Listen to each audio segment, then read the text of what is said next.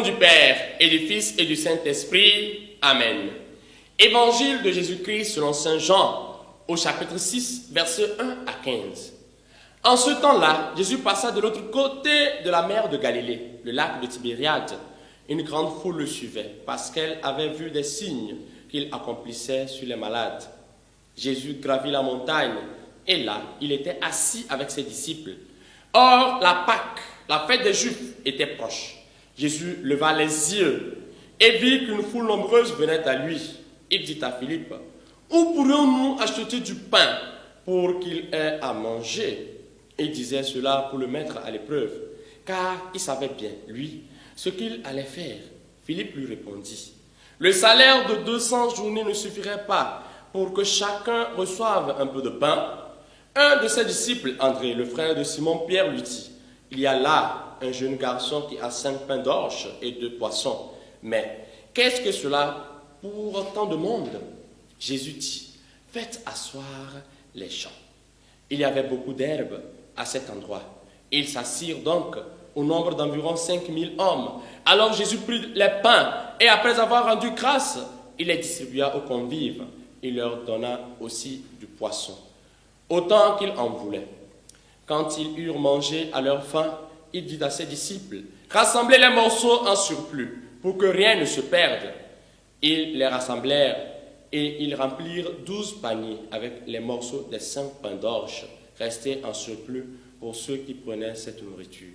À la vue du signe que Jésus avait accompli, les gens disaient, « C'est vraiment lui le prophète annoncé, celui qui vient dans le monde. » Mais Jésus savait qu'il allait venir l'enlever pour faire de lui le roi.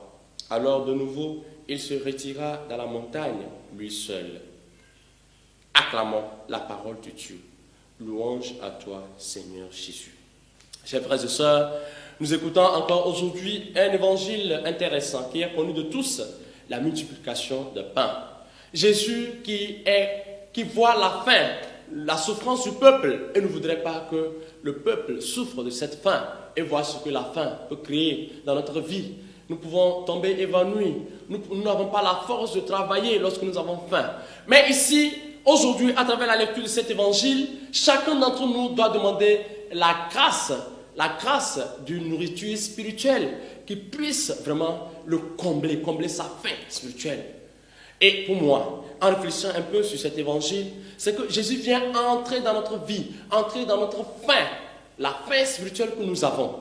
Nous manquons la prière. Jésus vient multiplier nos efforts afin que nous puissions beaucoup prier. Nous manquons de pardonner. Jésus vient entrer en nous pour multiplier nos capacités, nos forces de pouvoir pardonner. Nous manquons de pouvoir nous accrocher au Christ. Un temps soit peu, Jésus vient multiplier nos efforts pour pouvoir nous accrocher à lui. Jésus multiplie le pain dans la vie de ses fidèles parce qu'il a vu que c'était un besoin pour eux. Et il en a fait jusqu'à ce que ça ne reste en abondance. Est-ce que tu peux ouvrir ton cœur afin que Jésus multiplie ses grâces en toi pour que ces grâces ne soient pas seulement pour toi, mais aussi soient pour tes frères?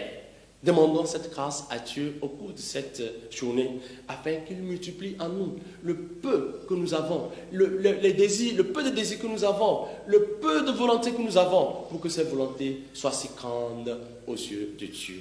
Loué soit Jésus-Christ à jamais.